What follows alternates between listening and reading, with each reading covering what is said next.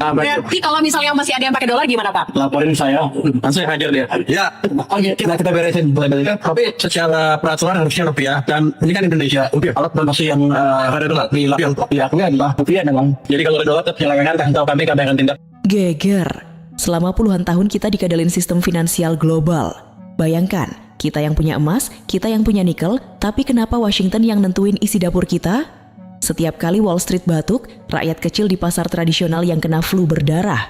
Tapi maaf, era kepasrahan itu sudah berakhir total. Hari ini duet paling nekat dan berani, Presiden Prabowo Subianto bersama arsitek ekonomi Purbaya Yudi Sadewa resmi mengumandangkan perang terbuka melawan hegemoni dolar melalui revolusi rupiah (LCS). Dan memang rupiah ini yang gue takutkan adalah memang ini by design untuk menjatuhkan Indonesia. Ya. Alasannya saya sudah bahas di Untold Story. Ya. Memang Indonesia banyak kelemahan dan memang kita harus perbaikan luar biasa. Dan tentunya apa saja yang harus diperbaiki, kita sudah banyak declare. Yes. Gak cuman bikin barat gemetar, kebijakan tegas ini langsung bikin para mafia dolar dan antek oligarki hitam kejang-kejang karena keran penyelundupan devisa mereka ditutup paksa.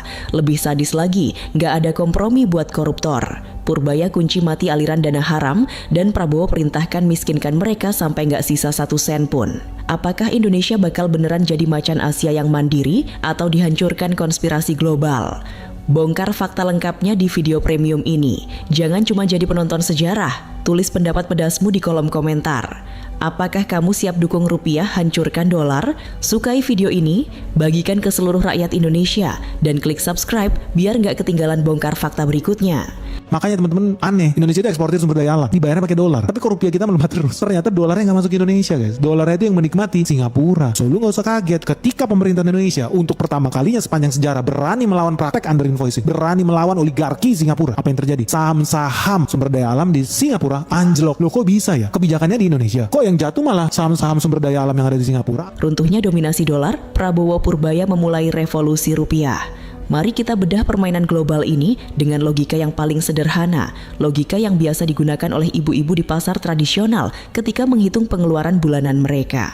Mengapa Indonesia yang tanahnya subur dan lautnya kaya bisa mendadak pusing 7 keliling hanya karena Bank Sentral Amerika Serikat, The Fed, memutuskan untuk menaikkan suku bunga mereka?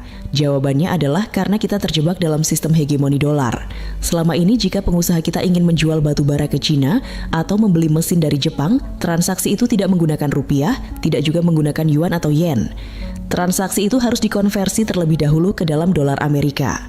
Ini adalah sebuah keanehan yang dipelihara.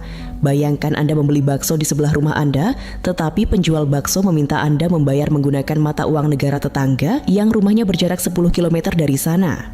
Terdengar bodoh, bukan? Namun itulah yang terjadi dalam perdagangan internasional kita selama berabad-abad. Akibat dari sistem ini, Indonesia harus selalu menimbun cadangan dolar dalam jumlah yang sangat besar di bank sentral kita. Jika cadangan dolar kita menipis, nilai tukar rupiah kita akan langsung babak belur. Ketika rupiah melemah, harga barang-barang impor, mulai dari gandum untuk mie instan favorit Anda hingga bahan baku obat-obatan di rumah sakit, akan langsung meroket. Rakyat kecil yang sama sekali tidak tahu di mana letak kota Washington tiba-tiba harus menanggung akibatnya berupa harga barang pokok yang tidak lagi masuk akal. Disinilah letak revolusi itu dimulai. Di bawah arahan Presiden Prabowo Subianto yang sejak awal karir politiknya selalu konsisten menyuarakan kebocoran kekayaan negara dan pentingnya kemandirian bangsa, Indonesia mengambil langkah yang sangat berani. Kita mulai meninggalkan dolar dalam transaksi perdagangan kita dengan negara-negara mitra utama. Strategi ini dikenal dengan istilah Local Currency Settlement atau LCS, yang kini berkembang menjadi kerangka kerja transaksi mata uang lokal yang lebih luas. Melalui strategi ini ketika pengusaha Indonesia berdagang dengan Malaysia, Thailand, China, Jepang, bahkan Korea Selatan, mereka langsung menggunakan mata uang masing-masing. Rupiah langsung ditukar dengan yuan, yen, atau ringgit tanpa perlu mampir dan membayar UPT konversi kepada dolar Amerika. Langkah ini bukan sekadar kebijakan teknis perbankan yang membosankan. Ini adalah sebuah pemberontakan terbuka terhadap sistem moneter global yang selama ini tidak adil. Bayangkan kemarahan para penguasa finansial global di Wall Street ketika melihat sebuah negara raksasa di Asia Tenggara dengan populasi hampir 280 juta jiwa pelan-pelan menutup keran ketergantungannya terhadap mata uang mereka. Bagi mereka, tindakan Indonesia ini adalah presiden buruk yang bisa memicu negara-negara berkembang lainnya untuk melakukan hal yang sama. Dedolarisasi bukan lagi sekadar wacana akademis di ruang-ruang kuliah yang sejuk. Di tangan pemerintahan saat ini, dedolarisasi telah berubah menjadi senjata diplomasi ekonomi yang sangat mematikan. Tentu saja keberanian politik yang meledak-ledak dari seorang Prabowo Subianto memerlukan sebuah jangkar eksekusi yang cerdas dan presisi di bidang ekonomi. Keberanian tanpa perhitungan matang hanya akan melahirkan bunuh diri ekonomi. Disinilah peran krusial dari Purbaya Yudhisadewa, sosok ekonom senior yang ditunjuk untuk mengawal arsitektur makroekonomi dan pengelolaan kebijakan fiskal moneter kita. Purbaya bukanlah tipikal ekonom menara gading yang hanya pandai melihat grafik dan mengeluarkan teori-teori indah namun kosong saat diimplementasikan di lapangan. Dia adalah seorang praktisi ekonomi yang tahu persis di mana letak pipa-pipa kebocoran uang negara kita dan dia tahu bagaimana cara menyumbatnya. Purbaya memahami bahwa untuk memperkuat rupiah secara permanen, kita tidak bisa hanya mengandalkan intervensi pasar yang membakar cadangan devisa secara sia-sia. Menjaga rupiah dengan cara membakar dolar di pasar falas itu seperti menyiram air ke atas pasir di padang gurun. Cepat meresap, menghilang, dan tidak menyelesaikan masalah kekeringan yang mendasar. Strategi yang dijalankan bersama oleh tim ekonomi di bawah kepemimpinan saat ini adalah dengan membangun ekosistem di mana rupiah dihargai karena kegunaannya yang nyata dalam sektor real, bukan karena spekulasi di atas kertas.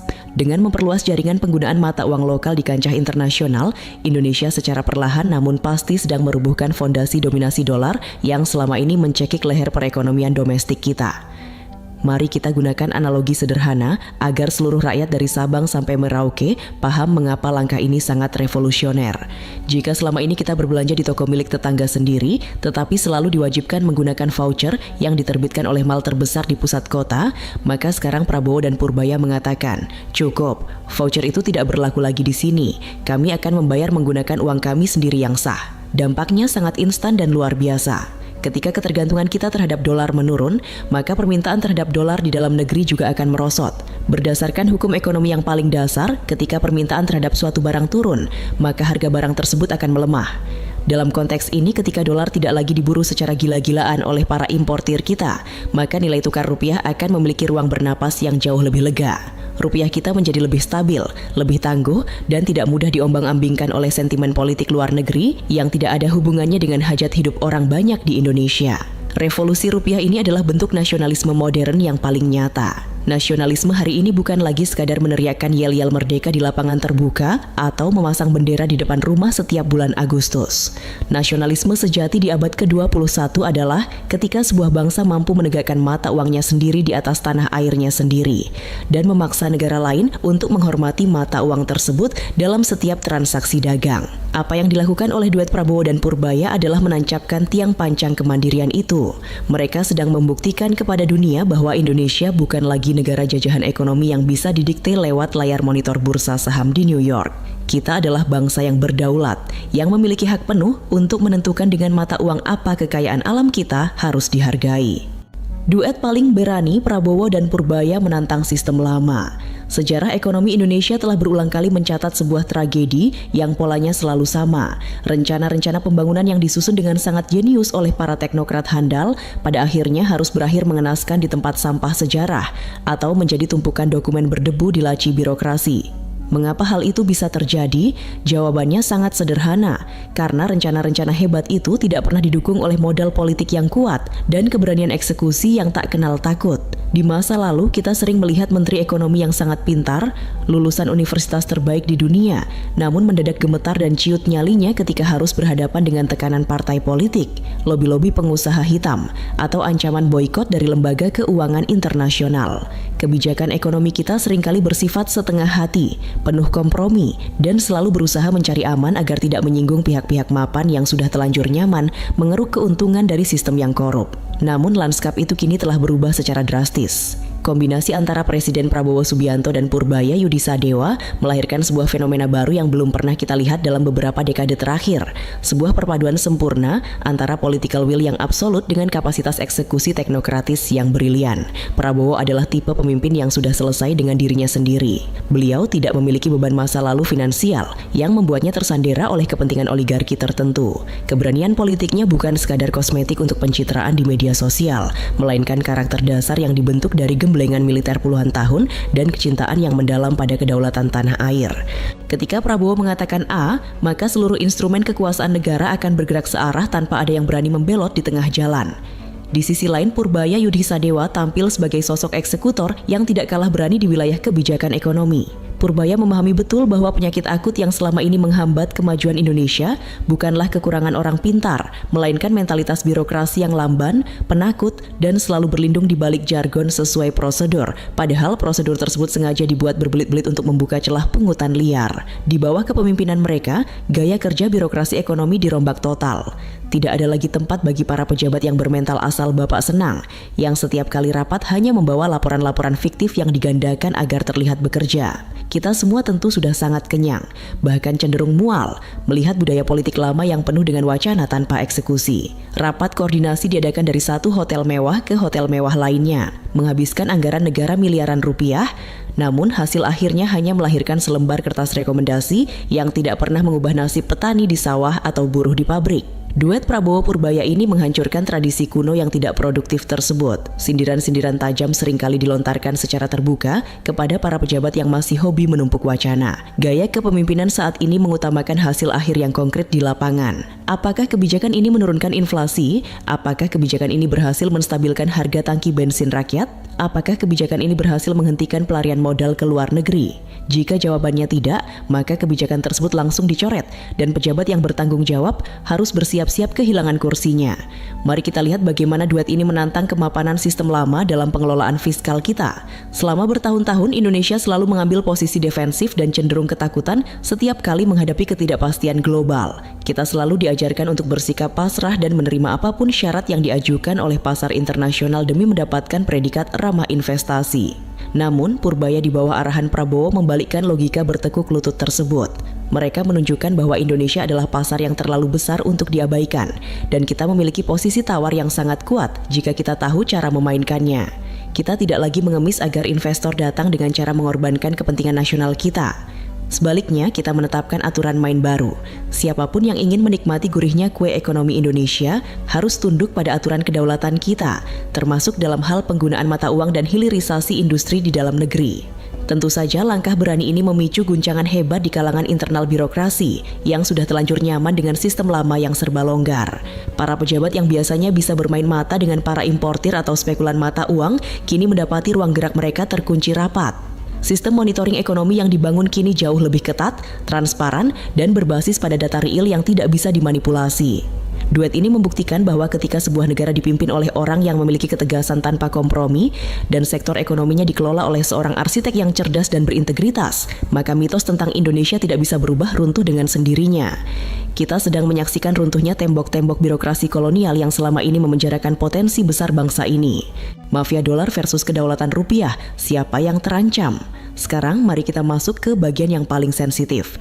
Sebuah wilayah gelap yang jarang sekali disentuh oleh media mainstream, namun menjadi kunci utama dari segala karut-marut ekonomi kita selama ini.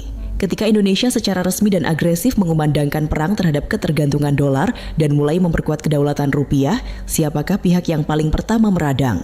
Siapakah yang mendadak keringat dingin dan merasa periuk nasinya sedang dihancurkan oleh pemerintah? Mereka adalah kelompok yang bisa kita sebut sebagai mafia dolar. Siapakah sebenarnya mafia dolar ini? Mereka bukan orang-orang asing yang tinggal di gedung-gedung pencakar langit di luar negeri. Sebagian besar dari mereka adalah warga negara kita sendiri. Oknum-oknum pengusaha papan atas, spekulan valuta asing ilegal, hingga konglomerat hitam yang kekayaannya justru beranak pinak setiap kali rupiah kita terjungkal. Selama puluhan tahun, kelompok ini mengeruk keuntungan dari selisih kurs. Ketika rupiah melemah, mereka merayakan kemenangan di atas penderitaan rakyat banyak. Mengapa? Karena mereka memarkir seluruh kekayaan mereka, seluruh hasil bumi Indonesia yang mereka keruk, di bank-bank luar negeri seperti di Singapura atau Swiss dalam bentuk dolar. Ketika nilai dolar naik terhadap rupiah, harta kekayaan mereka secara otomatis melipat ganda tanpa mereka harus bekerja keras atau membuka lapangan kerja baru di dalam negeri. Ini adalah sebuah pengkhianatan ekonomi yang sangat nyata, namun dikemas rapi dalam istilah strategi lindung nilai atau investasi falas. Praktik kebocoran devisa ini telah berlangsung seperti kanker stadium 4 yang perlahan-lahan menghisap darah segar dari tubuh perekonomian Indonesia.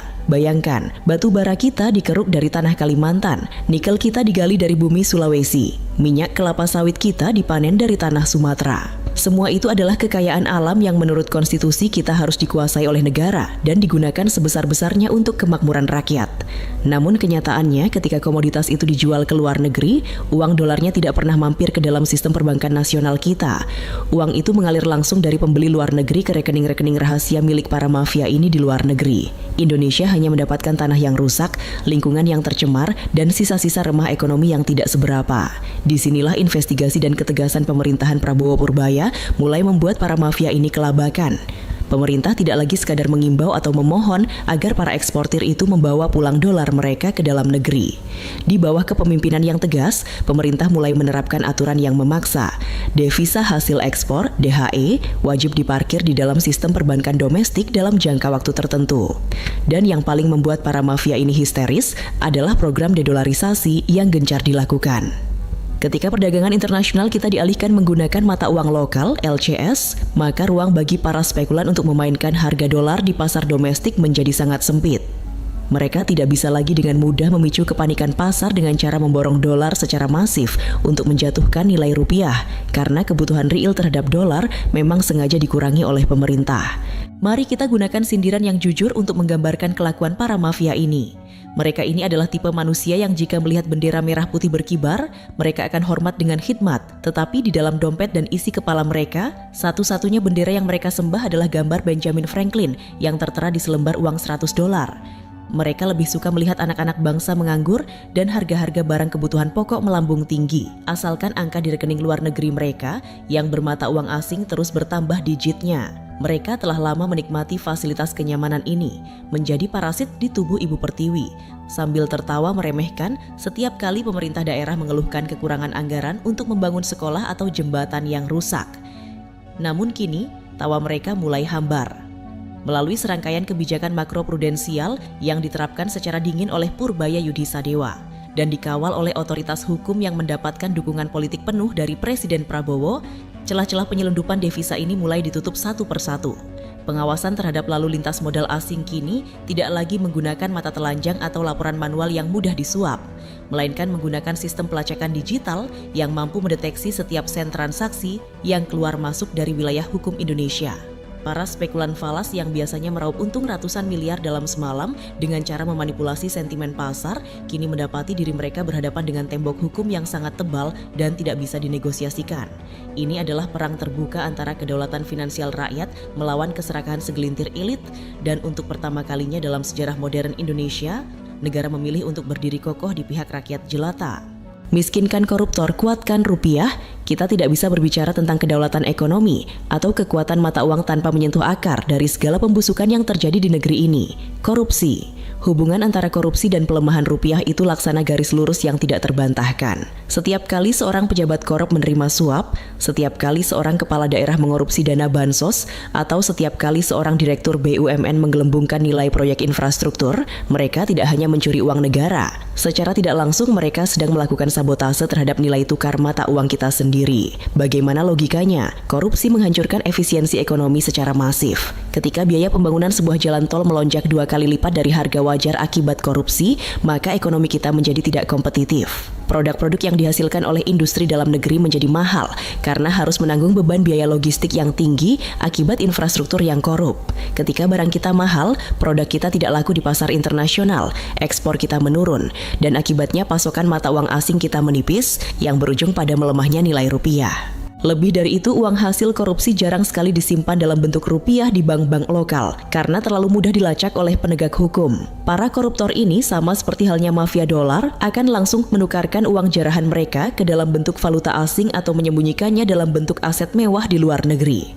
Tindakan masif menukarkan triliunan rupiah uang korupsi menjadi dolar ini secara otomatis menekan dan meruntuhkan nilai rupiah kita dari dalam sistem kita sendiri. Rakyat kecil di seluruh pelosok negeri sudah telanjur lelah dan muak. Mereka bekerja dari sebelum matahari terbit hingga larut malam, bermandikan peluh, mengorbankan waktu bersama keluarga, hanya untuk membayar pajak yang setiap tahunnya terus ditagih oleh negara. Namun, apa yang mereka saksikan di layar televisi, uang pajak yang mereka kumpulkan dengan tetesan keringat itu justru digunakan oleh segelintir oknum untuk membeli mobil sport mewah, membiayai gaya hidup jet set anak istri mereka, atau membangun rumah bak istana dongeng yang pagarnya saja lebih tinggi dari rumah warga sekitarnya. Ini adalah ketidakadilan sosial yang sangat melukai perasaan kemanusiaan kita semua. Perilaku para koruptor ini benar-benar menjijikan. Mereka bertingkah laku layaknya raja-raja kecil di atas tanah yang rakyatnya masih harus berjuang mati-matian hanya untuk membeli 1 liter beras berkualitas rendah. Oleh karena itu, di era pemerintahan Presiden Prabowo Subianto, strategi pemberantasan korupsi digeser ke arah yang paling ditakuti oleh para penjahat kerah putih ini, pemiskinan yang radikal melalui penyitaan seluruh aset hasil kejahatan. Para koruptor itu tidak pernah takut dengan hukuman penjara beberapa tahun di dalam kamar tahanan yang fasilitasnya bisa mereka sewa atau renovasi sendiri seperti hotel berbintang. Yang paling mereka takuti, yang membuat lutut mereka bergetar hebat adalah ketika mereka keluar dari penjara dan mendapati diri mereka tidak punya 1 sen pun uang yang tersisa. Ketika seluruh rumah mewah mereka disita, ketika mobil-mobil mahal mereka dilelang untuk negara, dan ketika rekening bank anak cucu mereka dibekukan karena terbukti mengalirkan uang haram hasil jarahan negara. Langkah tegas ini memiliki korelasi positif yang sangat kuat dengan penguatan fiskal dan stabilitas rupiah yang dikelola oleh tim ekonomi di bawah Purbaya Yudisadewa. Setiap triliun rupiah aset koruptor yang berhasil disita dan dikembalikan ke kas negara adalah amunisi segar bagi APBN kita. Dengan kembalinya uang-uang yang hilang ini, negara memiliki ruang fiskal yang jauh lebih sehat untuk membiayai program-program pro-rakyat tanpa harus selalu menambah utang luar negeri baru. Ketika ketergantungan kita terhadap utang luar negeri menurun, sentimen negatif terhadap ekonomi Indonesia akan memudar secara otomatis. Investor asing yang waras akan melihat bahwa Indonesia bukan lagi negara sarang penyamun yang berisiko tinggi, melainkan sebuah negara hukum yang bersih, efisien, dan memiliki kepastian regulasi yang jelas. Namun, mari kita tegaskan satu hal yang sangat penting di sini. Gerakan memiskinkan koruptor ini harus dijalankan sepenuhnya di atas rel konstitusi dan hukum yang berlaku. Kita adalah bangsa yang beradab, bukan kelompok barbar yang menyelesaikan masalah dengan hukum rimba atau tindakan main hakim sendiri di jalanan. Kita tidak sedang menyerukan kekerasan fisik atau tindakan melanggar hukum terhadap siapapun. Justru sebaliknya, kita sedang menuntut agar instrumen hukum negara bekerja dengan kekuatan penuh, tanpa pandang bulu, tanpa melihat warna partai politik, dan tanpa memperdulikan seberapa besar pengaruh dan koneksi kekuasaan yang dimiliki oleh si koruptor. Ketegasan Prabowo sebagai panglima tertinggi politik bangsa ini memastikan bahwa KPK, Kejaksaan Agung, dan Kepolisian memiliki backup politik yang mutlak untuk mengejar para perampok uang rakyat hingga ke lubang jarum sekalipun. Ketika hukum tegak dengan perkasa, ekonomi akan tumbuh dengan sehat. Dan rupiah kita akan berdiri tegak sebagai simbol kehormatan sebuah bangsa yang bersih dari noda korupsi. Indonesia menuju negara berdaulat ekonomi mimpi atau kenyataan. Kini kita telah sampai pada sebuah pertanyaan besar yang menjadi muara dari seluruh rangkaian perjuangan ini. Apakah Indonesia menuju negara yang benar-benar berdaulat secara ekonomi itu hanya sebuah mimpi indah di siang bolong? Ataukah sebuah kenyataan yang sedang kita raksasa pahat hari ini? Jika kita mengajukan pertanyaan ini kepada para pengamat ekonomi yang pesimistis, mereka yang otaknya sudah terlanjur tercuci oleh dogma-dogma barat, mereka pasti akan mencibir. Mereka akan mengatakan bahwa Indonesia terlalu kecil untuk melawan arus global, bahwa kita tidak akan pernah bisa lepas dari bayang-bayang dolar, dan bahwa kebijakan hilirisasi serta dedolarisasi yang digagas oleh pemerintahan saat ini hanya akan membawa kita ke dalam jurang isolasi ekonomi. Namun, mari kita ingatkan mereka pada satu fakta sejarah. Tidak ada satupun bangsa besar di dunia ini yang meraih kejayaannya dengan cara menjadi pelayan yang penurut terhadap aturan yang dibuat oleh bangsa lain. Amerika Serikat menjadi raksasa karena mereka berani menerapkan proteksionisme di awal berdirinya. China menjadi kekuatan ekonomi nomor 2 di dunia karena mereka berani menutup diri dari sistem finansial barat dan membangun ekosistem ekonomi mereka sendiri yang mandiri. Apa yang sedang diletakkan oleh duet Prabowo Subianto dan Purbaya Yudisadewa hari ini adalah cetak biru untuk masa depan Indonesia 20, 30 hingga 50 tahun ke depan. Ketika kebijakan transaksi mata uang lokal berjalan secara konsisten, ketika pengelolaan fiskal kita terbebas dari kebocoran korupsi dan ketergantungan utang yang ugal-ugalan, dan ketika industri manufaktur dalam negeri kita mampu mengolah kekayaan alam kita sendiri menjadi barang jadi yang bernilai tinggi, maka Indonesia tidak lagi sekadar menjadi pasar tempat negara-negara lain membuang produk-produk mereka. Kita akan bertransformasi menjadi sebuah pabrik raksasa dunia, sebuah pusat pertumbuhan ekonomi baru di kawasan Asia yang arah kebijakannya akan ditunggu-tunggu oleh para pemimpin dunia lainnya. Bayangkan masa depan di mana anak-anak muda kita tidak lagi mengantre panjang hanya untuk menjadi buruh kasar dengan upah minimum di pabrik-pabrik milik asing. Bayangkan sebuah masa depan di mana universitas-universitas kita melahirkan para peneliti, insinyur, dan ahli keuangan kelas dunia yang merancang teknologi masa depan di atas tanah air sendiri, didanai oleh modal dalam negeri dan menggunakan mata uang rupiah yang nilainya dihormati dari Tokyo hingga London. Ini bukan sekadar khayalan utopis. Ini adalah target yang sangat logis dan bisa dicapai jika kita mampu menjaga konsistensi arah kebijakan ekonomi yang tegas dan berdaulat, seperti yang kita saksikan saat ini.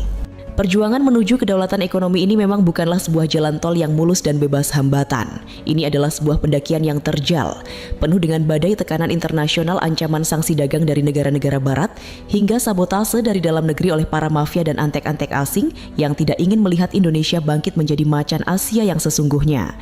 Namun disinilah letak ujian sesungguhnya dari mentalitas kita sebagai sebuah bangsa. Apakah kita akan gemetar dan berbalik arah setiap kali ada badai kecil yang menerpa? Ataukah kita akan merapatkan barisan, berdiri kokoh di belakang para pemimpin kita yang sedang bertarung di garis depan demi masa depan anak cucu kita? Sebuah seruan untuk bangkit bersama. Saudara-saudara sekalian, seluruh rakyat Indonesia yang saya cintai dari ujung barat di Pulau W hingga ujung timur di Merauke. Hari ini kita tidak sedang sekadar menyaksikan pergantian kebijakan ekonomi biasa dari sebuah pemerintahan. Kita sedang berada di dalam sebuah gerbong sejarah besar. Kita sedang menyaksikan akhir dari sebuah era kepasrahan finansial dan fajar menyingsing dari sebuah era baru di mana Indonesia berani berdiri tegak memandang mata para penguasa dunia dan berkata, "Kami adalah bangsa yang merdeka dan kami yang menentukan nasib kami sendiri." Keberanian Presiden Prabowo Subianto yang tak pernah luntur, dipadukan dengan kecerdasan kalkulasi ekonomi dari Menko Purbaya Yudhisadewa, adalah momentum emas yang jarang sekali datang 2 kali dalam sejarah sebuah bangsa. Namun perjuangan besar ini tidak akan pernah mencapai garis finish jika hanya diletakkan di atas pundak 2 orang pemimpin saja. Ini adalah tugas suci kita bersama. Ini adalah panggilan sejarah bagi seluruh elemen bangsa, bagi para pelaku UMKM yang terus menggerakkan roda ekonomi akar rumput, bagi para buruh yang memeras keringat di lantai-lantai pabrik, bagi para petani yang memastikan ketahanan pangan kita di sawah, hingga bagi para mahasiswa yang isi kepalanya dipenuhi oleh idealisme masa depan bangsa. Mari kita hilangkan mentalitas inferior, mentalitas merasa diri kecil dan lemah yang selama ratusan tahun sengaja ditanamkan oleh para penjajah di dalam isi kepala kita. Kita adalah keturunan dari para pelaut ulung yang kapalnya menjelajahi samudra luas sebelum bangsa barat menemukan kompas. Kita adalah anak cucu dari para pejuang yang dengan gagah berani merebut kemerdekaan hanya dengan bermodalkan bambu runcing melawan senapan mesin yang modern. Jika dalam urusan fisik kita bisa merdeka dari penjajahan senjata, maka tidak ada alasan satupun di dunia ini yang bisa menghalangi kita untuk merdeka dari penjajahan ekonomi dan finansial. Mulai hari ini mari kita tatap mata uang rupiah di dalam dompet kita bukan lagi sekadar sebagai lembaran kertas untuk alat bayar sehari-hari. Tataplah lembaran rupiah itu sebagai simbol kedaulatan, sebagai tetesan darah para pahlawan yang mewujud dalam bentuk stabilitas ekonomi, dan sebagai bukti harga diri sebuah bangsa yang tidak bisa dibeli oleh mata uang asing manapun di muka bumi ini. Indonesia yang berdaulat secara ekonomi bukan lagi sebuah mimpi yang jauh di awang-awang. Indonesia yang mandiri, sejahtera, dan disegani dunia sedang kita bangun bersama hari ini, detik ini, melalui ketegasan tindakan, kebersihan hati, dan gelora nasionalisme yang tak akan pernah padam di dalam dada kita semua. Merdeka!